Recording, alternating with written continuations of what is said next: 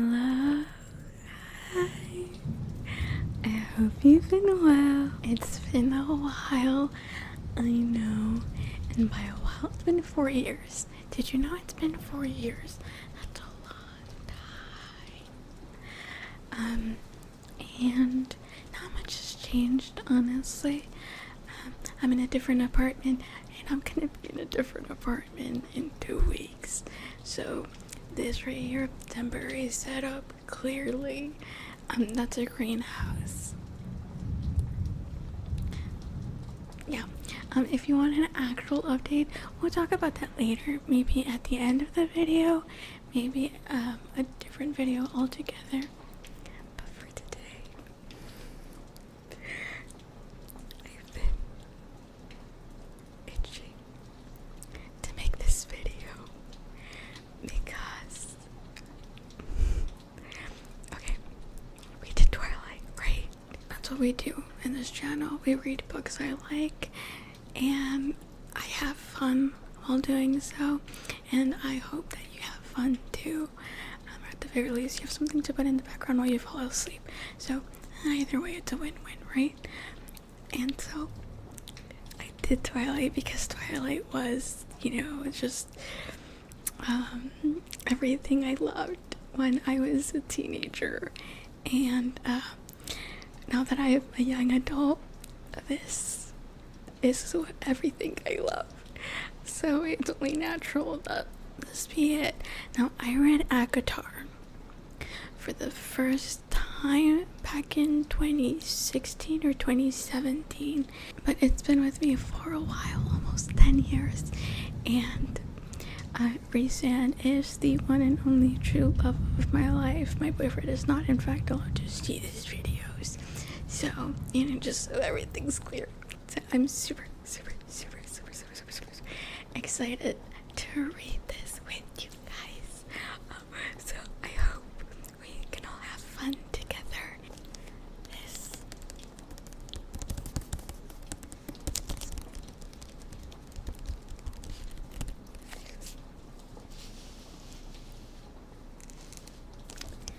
is my copy of A Court of Thorns and Roses that I paid too much money for, but also no regrets because I love it. So it's not the cover that is in circulation right now, but it is the original cover.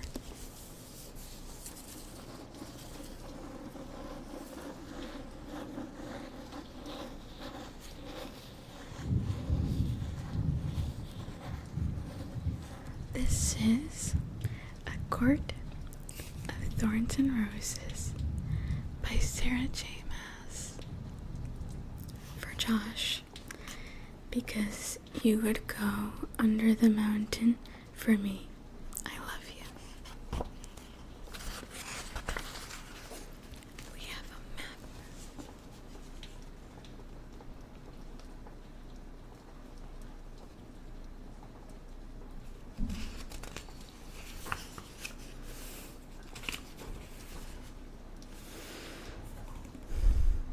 Chapter 1.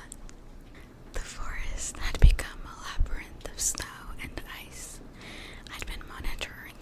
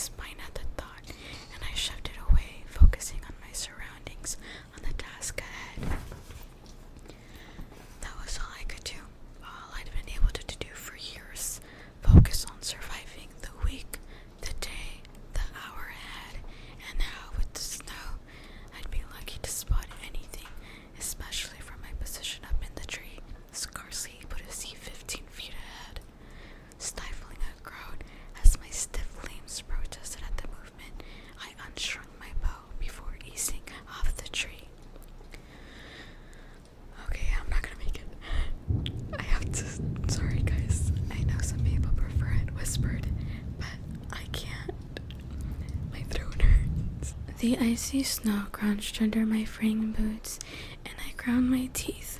Low visibility, unnecessary noise. I was well on my way to yet another fruitless hunt.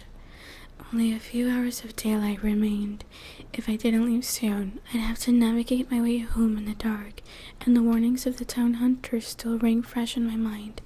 Giant wolves were on the prowl and in numbers, not to mention whispers of strange folk spotted in the area, tall and eerie and deadly. Anything but fairies. The hunters had besieged our long-forgotten gods, and I had secretly prayed alongside them. In the 8 years we'd been living in our village, 2 days' journey from the immortal portal of Perinthian, we'd been spared an attack, though traveling peddlers sometimes brought stories of distant border towns left in splinters and bones and ashes. These accounts, once rare enough to be dismissed by the village elders as hearsay, had in recent months become commonplace whisperings on every market day. I had risked much in coming so far into the forest, but we'd finished our last loaf of bread yesterday, and the remainder of our dried meat the day before. Still, I would have rather spent another night with a hungry belly than found myself satisfying the appetite of a wolf or a fairy. Not that there was much of me to feast on. I turned gangly by this time of the year, and could count a good number of my ribs. Moving as nimbly and quietly as I could between the trees, I pushed a hand against my hollow and aching stomach. I knew the expression that would be on my 2 elder sisters' face when I returned to our cottage empty-handed yet again. Hi, Percy. You're saying hi? Okay. After a few minutes of careful searching, I crouched in a cluster of snow-heavy brambles. Through the thorns, I had a half-decent view of a clearing and the small brook flowing through it.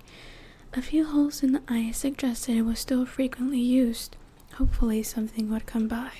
Hopefully.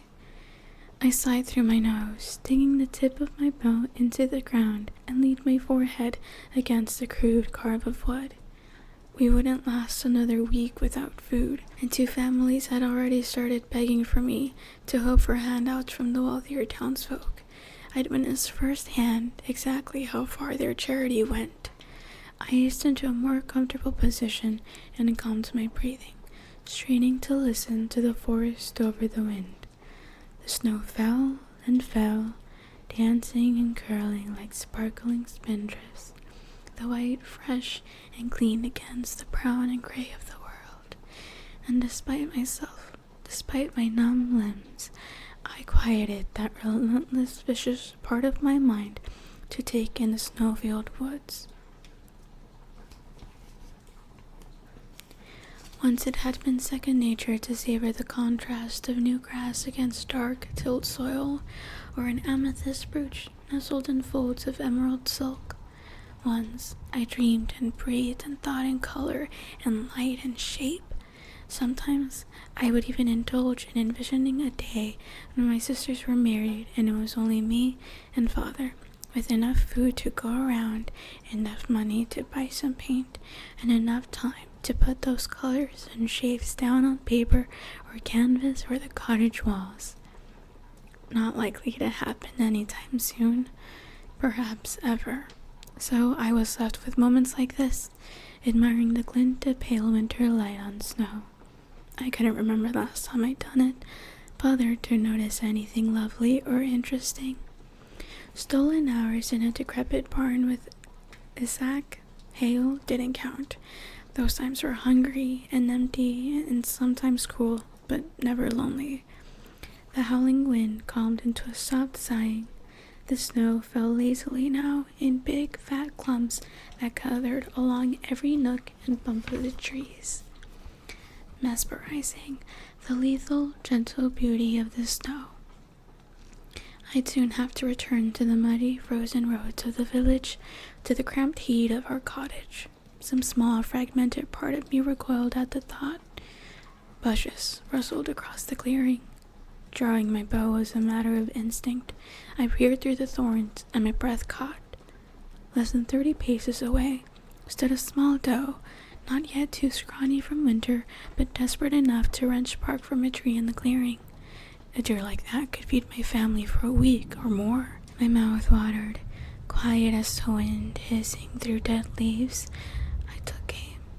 She continued tearing off strips of bark, chewing slowly, utterly unaware that her death waited yards away. I could try half the meat, and we could immediately eat the rest. Stews, pies. Her skin could be sold, or perhaps turned into clothing for one of us. I needed new boots, but Elaine needed a new cloak, and still was prone to crave anything someone else possessed. My fingers trembled. So much food, such salvation. I took a steadying breath, double-checking my aim. But there was a pair of golden eyes shining from the brush adjacent to mine. The forest went silent.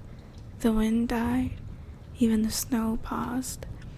We mortals no longer kept gods to worship, but if I had known their lost names, I would have prayed to them. All of them. Concealed in the thicket, the wolf inched closer, its gaze set on the oblivious doe. He was enormous, the size of a pony, and though I'd been warned about their presence, my mouth turned bone dry. But worse than his size was his unnatural stealth. Even as he inched closer in the brush, he remained unheard, unspotted by the doe. No animal that massive could be so quiet, but if he was no ordinary animal, if he was of Prynthian origin, if he was somehow a fairy, then being eaten was the least of my concerns. If he was a fairy, I should already be running. Yet maybe it would be a favor to the world, to my village, to myself, to kill him while I remained undetected. Putting an arrow through his side would be no burden. But despite his size, he looked like a wolf, moved like a wolf. Animal, I reassured myself. Just an animal.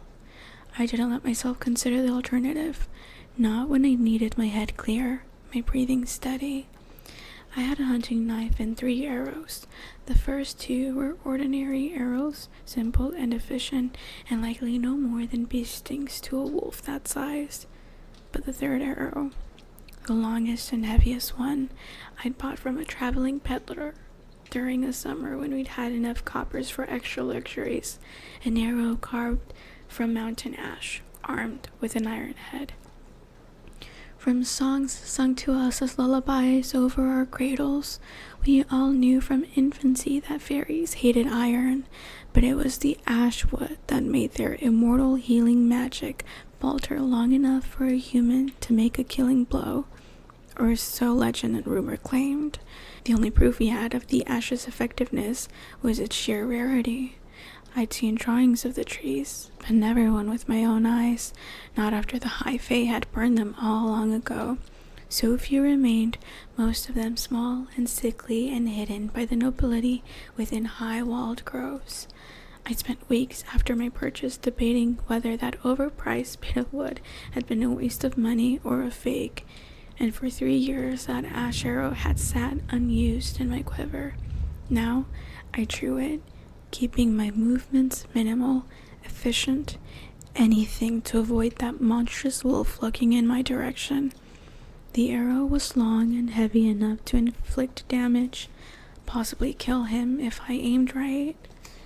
My chest became so tight it ached, and in that moment, I realized my life boiled down to one question: was the wolf alone? I gripped my bow and drew the string further back. I was a decent shot, but I'd never faced the wolf. I thought it made me lucky, even blessed, but now I didn't know where to hit or how fast they moved. I couldn't afford to miss, not when I had only 1 ash arrow. And if it was indeed a fairy's heart pounding under that fur, then good riddance. Good riddance after all their kind had done to us. I wouldn't risk this one later creeping into our village to slaughter and maim and torment. Let him die here and now. I'd be glad to end him. The wolf crept closer, and a twig snapped beneath one of his paws, each bigger than my hand. The doe went rigid. She glanced to either side, ears straining toward the gray sky. With the wolf's downwind position, she couldn't see or smell him. His head lowered, and his massive silver body, so perfectly blended into the snow and shadows, sank onto its haunches. The doe was still, staring in the wrong direction. I glanced from the doe to the wolf and back again. At least he was alone. At least I'd been spared that much. But if the wolf scared the doe off, I was left with nothing but a starving, oversized wolf, possibly a fairy, looking for the next best meal, and if he killed her, destroying precious amounts of hide and fat. If I judged wrongly, my life wasn't the only one that would be lost, but my life had been reduced to nothing but risk these past 8 years that I'd been hunting in the woods, and I'd picked correctly most of the time. The wolf shot from the brush in a flash of gray and white and black, his yellow fangs gleaming. He was even more gargantuan in the open, a marvel of muscle and speed and brute strength. The doe didn't stand a chance. I fired the ash arrow before he destroyed much else of her. The arrow found its mark in his side, and I could have sworn the ground itself shuddered. He barked in pain, releasing the doe's neck as his blood sprayed on the snow, so ruby bright. He whirled toward me, those yellow eyes wide, hackles raised. His low growl reverberated in the empty pit of my stomach as I surged to my feet, snow turning around me, another arrow drawn. But the wolf merely looked at me, his maw stained with blood, my ash arrow protruding so vulgarly from his side. The snow began falling again. He looked, and with a sort of awareness and surprise that made me fire the second arrow, just in case that intelligence was of the immortal wicked sort. He didn't try to dodge the arrow as it went clean through his wide yellow eye. He collapsed to the ground. Color and darkness whirled, eddying in my vision, mixing with the snow. His legs were twitching as a low whine sliced through the wind. Impossible. He should be dead, not dying. The arrow was through his eye, almost to the goose fletching. But wolf or fairy, it didn't matter. Not with that ash arrow buried in his side. He'd be dead soon enough. Still, my hand shook as I brushed off snow and edged closer, still keeping a good distance. Blood gushed from the wounds I'd given him, staining the snow crimson. He pawed at the ground, his breathing slowing already. Was he in much pain? Or was his whimper just his attempt to shove death away? I wasn't sure. I wanted to know. The snow swirled around us. I stared at him until that coat of charcoal and obsidian and ivory ceased rising and falling. Wolf. Definitely just a wolf, despite his size. The tightness in my chest eased, and I loosed a sigh, my breath clouding in front of me. At least the ash arrow had proved itself to be lethal, regardless of who or what it took down. A rapid examination of the doe told me I could carry only one animal, and even that would be a struggle, but it was a shame to leave the wolf. Though I wasted precious minutes during which any predator could smell the fresh blood, I skinned him and cleaned my arrows as best I could. If anything, it warmed my hands. I wrapped the bloody side of his pelt around the doe's death wound before I hoisted her across my shoulders. It was several miles back to our cottage, and I didn't need a trail of blood leading every animal with fangs and claws straight to me. Grunting against the weight, I grasped the legs of the deer and spared a final glance at the steaming carcass of the wolf. His remaining golden eye now stared at the snow-heavy sky, and for a moment, I wished I had it in me to feel remorse for the dead thing. But this was the forest, and it was winter. Shall we do 2 chapters per? I think we could do 2 chapters. It's very interesting because I think like from the very get-go, she makes it like very clear. It's like, hey, listen, we're desperate. They're literally starving to death. There's also this battle of like, I don't know if it's a wolf or a fairy. But ultimately it doesn't matter. We're dying. And I think it's also very interesting how she like already, it's cause she does not hide it, right? Like we're not playing it cool, we're not sugarcoating it. No, the Fae are scary bastards who cross over all the time, and like mass murder or worse. So it's just very interesting because obviously I am present in a lot of discourse that happens about the series, and like one of the things is like how hard it is during the entirety of the first book between Tamlin and her. And they're like, well, because like if she had killed and skinned, no, not Tamlin, Lucian, between like if she had killed and skinned one of my friends, I'd be an asshole to her too, which fair. Chapter 2. The sun had set by the time I exited the forest, my knees shaking. My hands, stiff from clenching the legs of the deer, had gone utterly numb miles ago. Not even the carcass could ward off the deepening chill. The world was awash in hues of dark blue, interrupted only by shafts of buttery light escaping from the shuttered windows of our dilapidated cottage, not college.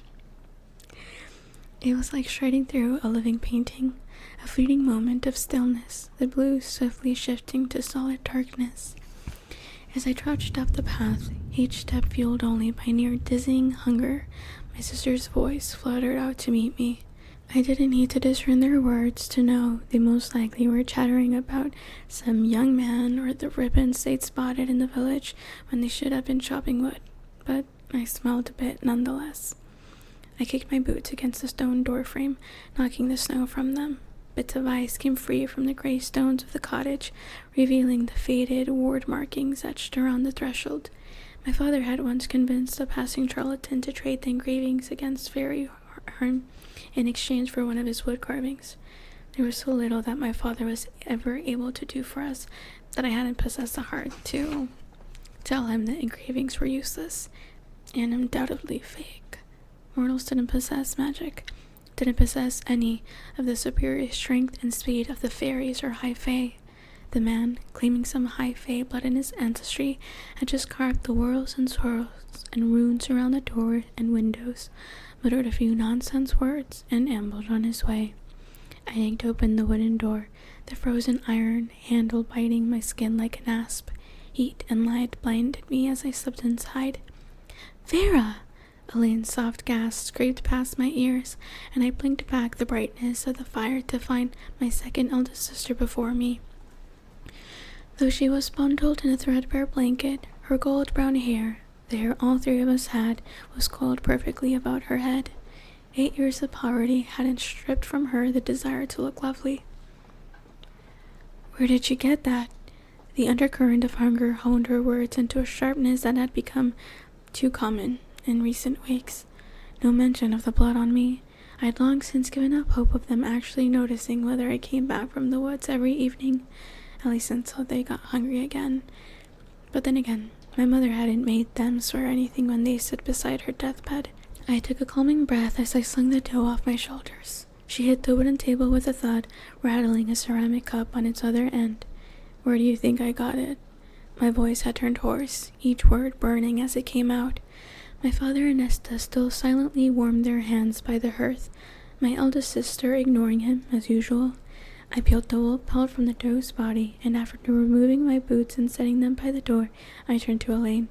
Her brown eyes, my father's eyes, remained pinned on the dough. "Will it take you long to clean it?" Me. Not her, not the others. I'd never once seen their hands sticky with blood and fur. I'd only learned to prepare and harvest my kills thanks to the instruction of others. Elaine pushed her hand against her belly, probably as empty and aching as my own. It wasn't that Elaine was cruel. She wasn't like Nesta, who had been born with a sneer on her face. Elaine sometimes just didn't grasp things. It wasn't meanness that kept her from offering to help. It simply never occurred to her that she might be capable of getting her hands dirty. I'd never been able to decide whether she actually didn't understand that we were truly poor, or if she just refused to accept it. It still hadn't stopped me from buying her seeds for the flower garden she tended in the milder months, whenever I could afford it. And it hadn't stopped her from buying me 3 small tins of paint, red, yellow, and blue. During that same summer, I'd had enough to buy the ash arrow. It was the only gift she'd ever given me, and our house still bore the marks of it, even if the paint was now fading and chipped. little vines and flowers along the windows and thresholds and edges of things, tiny curls of flame on the stones bordering the hearth. Any spare minutes I'd had that bountiful summer, I used to bedeck our house in color, sometimes hiding clever decorations inside drawers, behind the threadbare curtains, underneath the chairs and table. We hadn't had a summer that easy since. Vera, my father's deep rumble came from the fire. His dark beard was neatly trimmed, his face spotless like my sister's. What luck you had today in bringing us such a feast. From beside my father, Nesta snorted. Not surprising. Any bit of praise for anyone, me, Elaine, other villagers, usually resulted in her dismissal. And any word from our father usually resulted in her ridicule as well. So interesting. If you guys haven't read Silver Flames, I did really enjoy it. I did. I know a lot of people didn't, but I think just overall it's a really good book. Okay, it's really heavy on the spice. This is true. And that's not everyone's cup of tea. Also true. I could have done with a little less, personally. But, you know, they are allowed. Whatever. The journey that Sarah takes us on is, like I said, I enjoyed it. It was pretty good. And it's very interesting to appreciate Nesta in a different way, especially now that I don't think I've reread ACOTAR since I've read Silver Flame, A Court of Silver Flame. So yeah, I can definitely appreciate the difference between what is actually probably happening in Nesta's head and what Vera thinks is happening in Nesta's head. So, yeah. I straightened, almost too tired to stand, but braced a hand on the table beside the dough as I shot Nesta a glare. Of us, Nesta had taken the loss of our fortune the hardest. She had quietly resented my father from the moment we fled her manor, even after that awful day one of the creditors had come to show just how displeased he was at the loss of his investment. But at least Nesta didn't fill our heads with useless talk of regaining our wealth like my father. No, she just spent whatever money I didn't hide from her and rarely bothered to acknowledge my father's limping presence at all. Some days I couldn't tell which one of us was the most wretched and bitter. We can eat half the meat this week, I said, shifting my gaze to the dough. The deer took up the entirety of the rickety table that served as our dining area, workspace, and kitchen. We can try the other half, I went on, knowing that no matter how nicely I phrased it, I'd still do the bulk of it. And I'll go to the market tomorrow to see how much I can get for the hides, I finished, more to myself than to them. No one bothered to confirm they'd heard me anyway. My father's ruined leg was stretched out before him as close to the fire's heat as it could get. The cold or the rain or a change in temperature always aggravated the vicious, twisted wounds around his knee. His simply carved cane was propped up against his chair, a cane he'd made for himself, and that Nesta was sometimes prone to leaving far out of his reach. He could find work if he wasn't so ashamed, Nesta always said when I hissed about it. She hated him for the injury, too, for not fighting back when that creditor and his thugs had burst into the cottage and smashed his knee again and again. Nesta and Elaine had fled into the bedroom, barricading the door. I had stayed, begging and weeping through every scream of my father, every crunch of bone. I told myself, and then vomited right on the stones before the hearth. Only then did the men leave. We never saw them again. We'd used a massive chunk of our remaining money to pay for the healer. It had taken my father 6 months to even walk, a year before he could go a mile.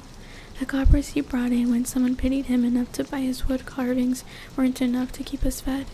5 years ago, when the money was well and truly gone, when my father still wouldn't move much about, he hadn't argued when I announced that I was going hunting. That's crazy to me. He hadn't bothered to attempt to stand from his seat by the fire, hadn't bothered to look up from his wood carving.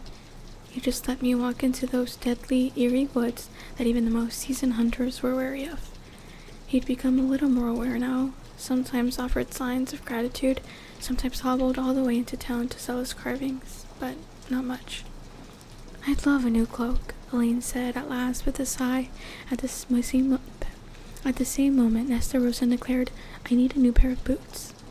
I kept quiet, knowing better than to go get in the middle of one of their arguments, but I glanced at Nesta's still shiny pair by the door. Beside hers, my 2 small boots were falling apart at the seams, held together only by fraying laces. "But I'm freezing with my raggedy old cloak," Elaine pleaded. "I'll shiver to death." She fixed her wide eyes on me and said, "Please, Farah." She drew out the 2 syllables of my name, Farah.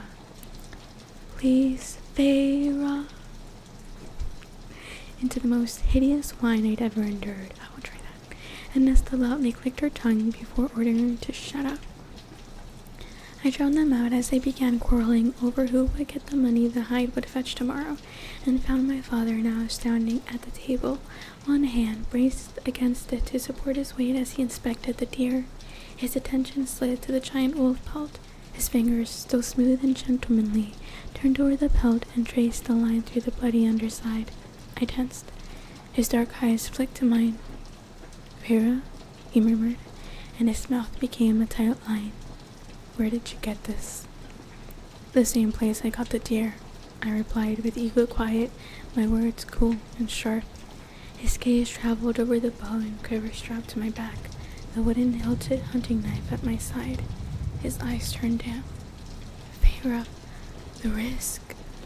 I jerked my chin at the pelt, unable to keep the snap from my voice as I said, "I had no other choice." "Oh, ain't that the truth, Farah? Farah, darling."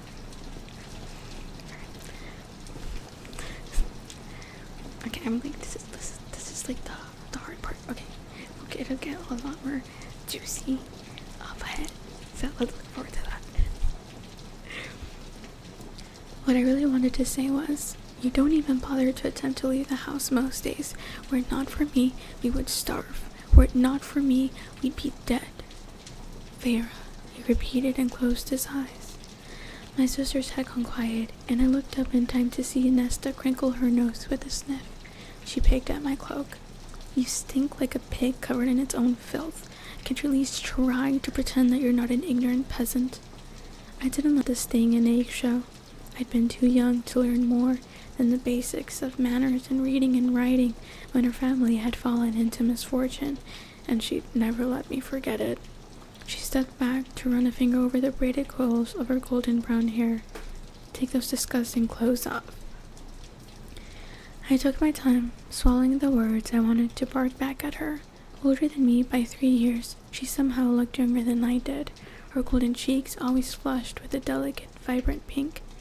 "Can you make a pot of hot water and add wood to the fire?" But even as I asked, I noticed the wood pile. There were only 5 logs left. "I thought you were going to chop wood today." Nesta picked at her long, neat nails. "I hate chopping wood. I always get splinters." She glanced up from beneath her dark lashes. Of all of us, Nesta looked the most like her mother, especially when she wanted something. "Besides, Farah," she said with a pout, "you're so much better at it.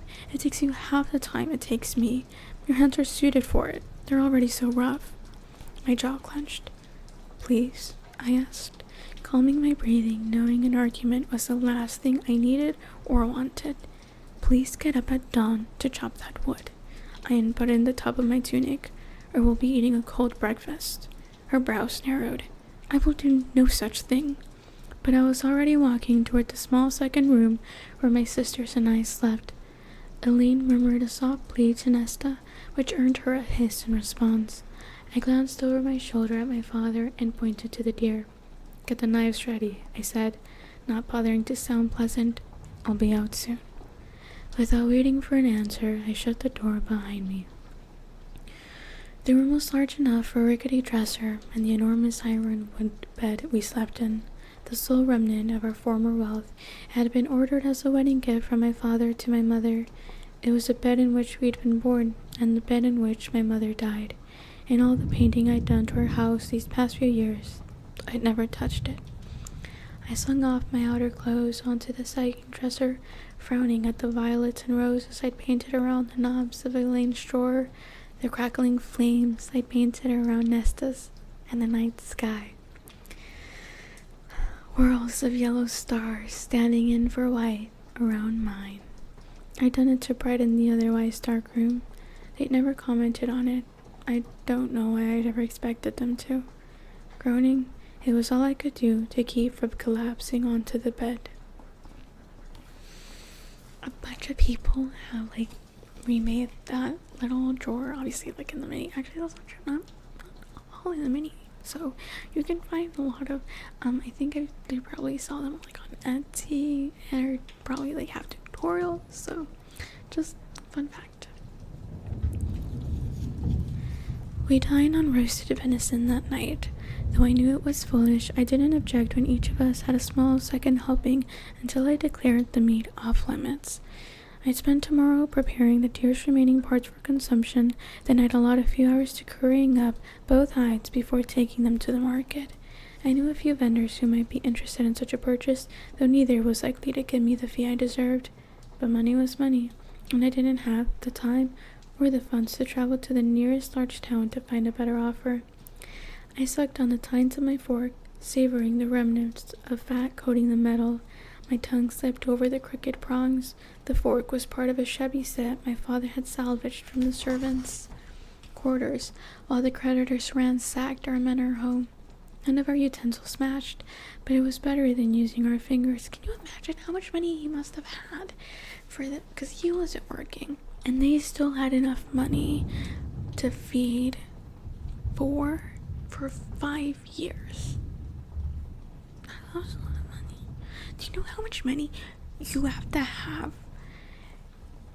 Probably for 5 years for 4 people. Probably 5 years? Surely close to $1 million. Surely. Close to it. I don't know how much 4 people spent. None of our utensils smashed, but it was better than using our fingers. My mother's dowry flatware had long since been sold. My mother, imperious and cold with her children, joyous and dazzling among the peerage who frequented her former estate, doting on my father, the one person whom she truly loved and respected. But she also had truly loved parties. So much so that she didn't have time to do anything with me at all, save contemplate how my budding abilities to sketch and paint might secure me a future husband. Had she lived long enough to see our wealth crumble, she would have been shattered by it, more so than my father. Perhaps it was a merciful thing that she died. If anything, it left more food for us. See, that's really interesting, because now it's just very clear how we're in our head, right? So it's very clear that right now our priorities are just surviving. It's giving very much Katniss in the Hunger Games, where it's I don't know you, I don't care who you are, I got mouths to feed, bills to pay. It's very cold, very sad, but also I get it. My girl is having a hard time. There was nothing left of her in the cottage beyond the ironwood bed and the vow I'd made. Every time I looked toward a horizon or wondered if I should just walk and never look back, I'd hear that promise I made 11 years ago as she wasted away on her deathbed. Stay together and look after them. I'd agreed, too young to ask why she hadn't begged my elder sisters or my father, but I'd sworn it to her, and then she died. And in our miserable human world, shielded only by the promise made by the High Fae 5 centuries ago, in our world where we'd forgotten the names of our gods, a promise was law. A promise was currency. A promise was your bond. There were times when I hated her for asking that vow of me. Perhaps, delirious with fever, she hadn't even known what she was demanding, or maybe impending death had given her some clarity about the true nature of her children, her husband. I set down the fork and watched the flames of our meager fire dance along the remaining logs, stretching out my aching legs beneath the table. I turned to my sisters. As usual, Nessa was complaining about the villagers. They had no manners, they had no social graces, they had no idea just how shoddy the fabric of their clothes was. even though they pretended that it was as fine as silk or chiffon. Since we had lost our fortune, their former friends dutifully ignored them, so my sisters paraded about as though the young peasants of the town made up a second-rate social circle. I took a sip from my cup of hot water. We couldn't even afford tea these days, as Nesta continued her story to Elaine. Well, I said to him, if you think you can just ask me so nonchalantly, sir, I'm going to decline. And you know what Thomas said? Arms braced on the table and eyes wide, Elaine shook her head. Thomas Mandry? I interrupted. The woodcutter's second son? Nesta's blue gray eyes narrowed. Yes, she said, and shifted to address Elaine again. What does he want? I glanced at my father. No reaction, no hint of alarm or sign that he was even listening, lost to whatever fog of memory had crept over him. He was smiling mildly at his beloved Elaine, the only one of us who bothered to really speak to him at all. He wants to marry her, Elaine said dreamily. I blinked. Nesta cocked her head. I'd seen predators use that movement before. I sometimes wondered if her unrelenting steel would have helped us better survive, thrive even, if she hadn't been so preoccupied with our lost status. Is there a problem? Farah? She flung my name like an insult, and my jaw ached from clenching it so hard. My father shifted in his seat, blinking, and though I knew it was foolish to react to her taunts, I said, You can't chop wood for us, but you want to marry a woodcutter's son? Nesta squared her shoulders. I thought all you wanted was for us to get out of the house, to marry off me and Elaine so you can have enough time to paint your glorious masterpieces. She sneered at the pillar of foxglove I'd painted along the edge of the table, the colors too dark and too blue, with none of the white freckling inside the trumpets, but I'd made do, even if it had killed me not to have white paint, to make something so flawed and lasting. Paste. I drowned the urge to cover up the painting with my hand. Maybe tomorrow I'd just scrape it off the table altogether. Believe me, I said to her, the day you want to marry someone worthy, I'll march up to his house and hand you over, but you're not going to marry Thomas. Nesta's nostrils delicately flared. There's nothing you can do.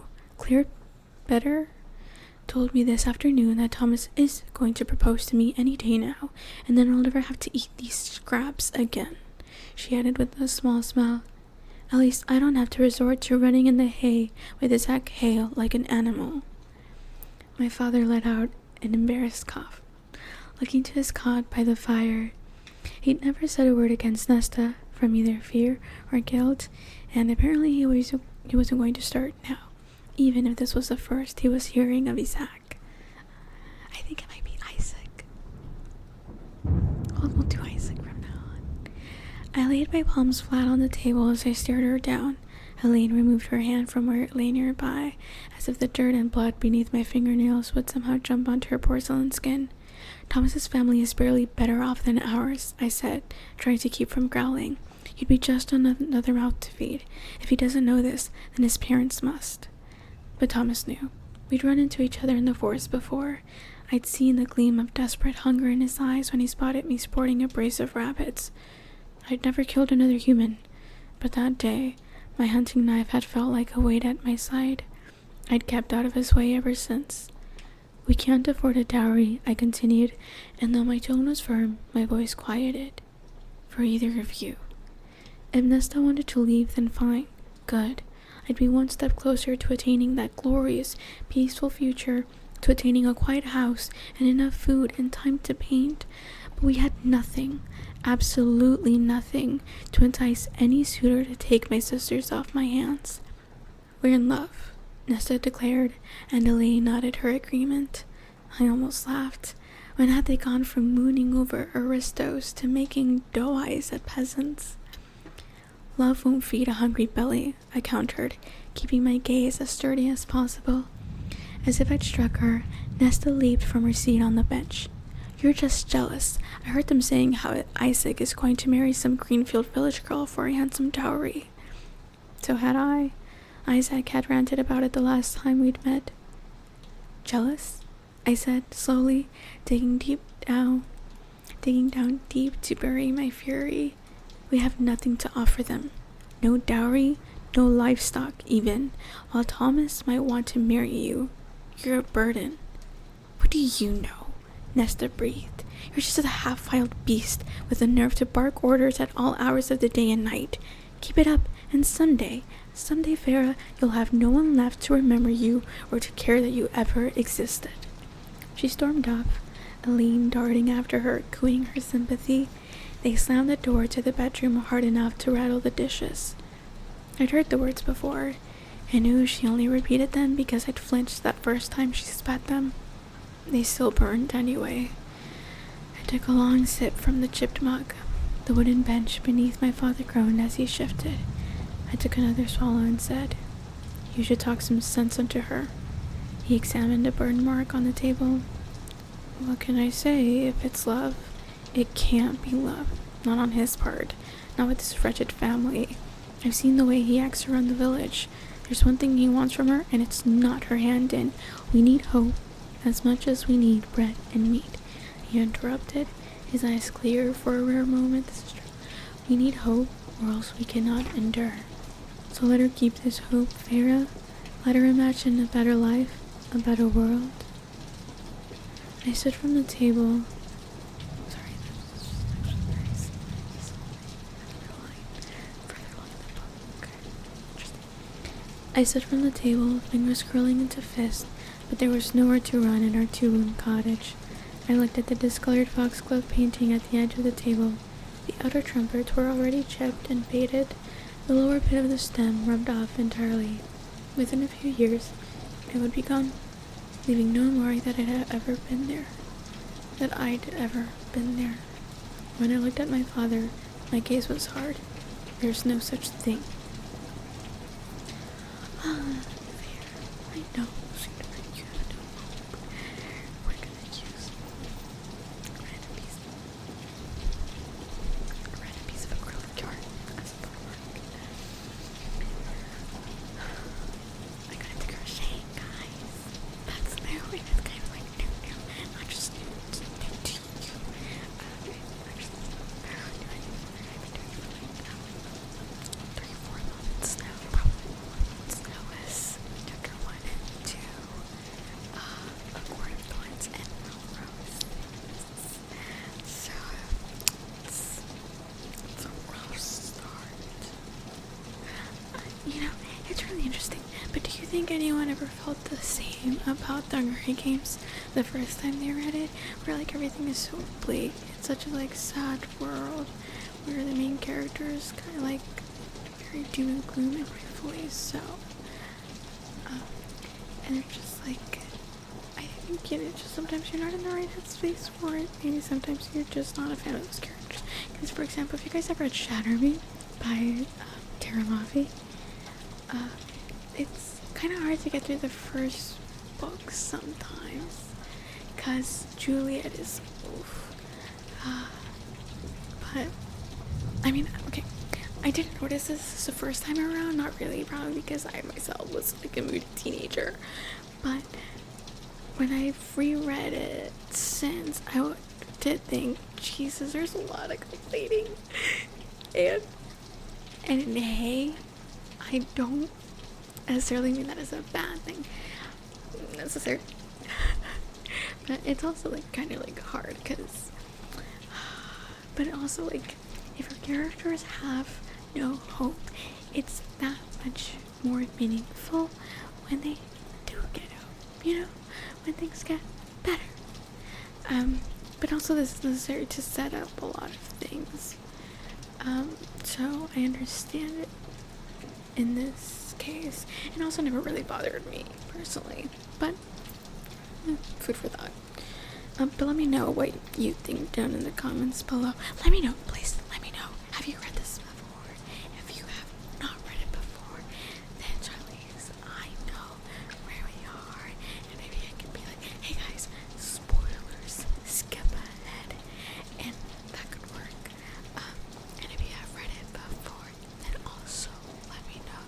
So, like I said, I know that maybe like all of you have read it and we're just chilling, having a book club.